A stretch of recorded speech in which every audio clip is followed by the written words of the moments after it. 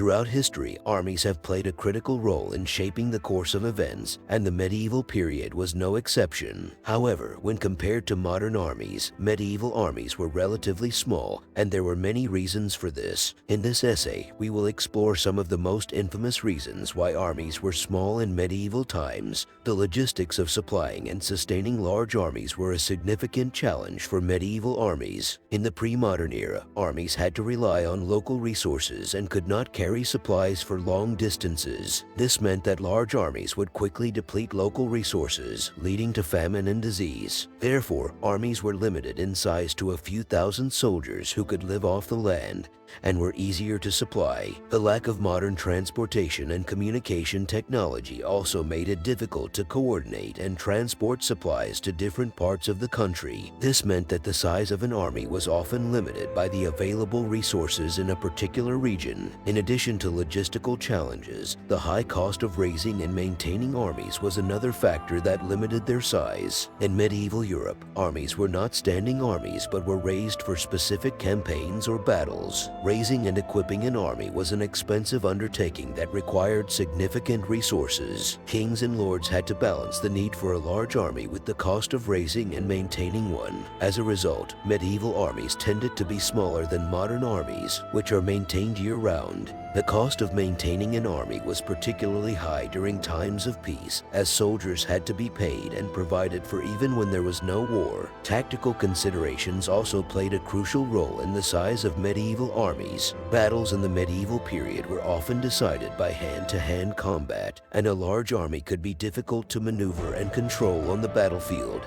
The terrain and weather conditions also played a crucial role in the effectiveness of a large army. For instance, in hilly or wooded terrain, a smaller army could be more effective as it was more agile and could use the terrain to its advantage. In contrast, in open fields, a larger army could be more effective as it could use its numbers to overwhelm the enemy. Another factor that contributed to the small sizes of medieval armies was the role of the nobility in medieval warfare. Warfare was an aristocratic pursuit, and knights were the backbone of medieval armies. However, knights were expensive to equip and maintain, and only the wealthy nobility could afford to field them. As a result, armies were limited in size by the number of knights available to fight. Furthermore, knights were often engaged in personal combat, and the loss of a knight could significantly impact the morale and effectiveness of an army. The nature of medieval politics and society also contributed to the relatively small size of armies. Medieval Europe was a fragmented and decentralized society, and the power of the monarchs was limited. Consequently, raising large armies was often challenging, and monarchs had to rely on alliances with other lords and nobles. The loyalty of these allies was often fragile, and they could easily switch sides or withdraw their support. Therefore, monarchs had to be careful not to overextend their resources and limit the size of their armies. Despite these limitations, medieval armies were capable of achieving great feats and shaping the course of history. For example, the Battle of Agincourt in 1415, where an English army of around 6,000 defeated a much larger French army, demonstrated the effectiveness of well-trained and disciplined armies. The small size of medieval armies also meant that battles were often fought between relatively small forces, which could lead to more decisive outcomes. In contrast, modern warfare often involves much larger armies, and battles can drag on for days or weeks with no clear winner. In conclusion, there were many reasons why medieval armies were small in size. These included logistical and tactical considerations, the cost of raising and maintaining armies, the role of the nobility in medieval warfare, and the nature of medieval politics and society. Despite their smaller size, medieval armies were capable of achieving great feats and shaping the course of history. Understanding the reasons for their size can give us a better appreciation of the challenges and limitations of warfare in the past.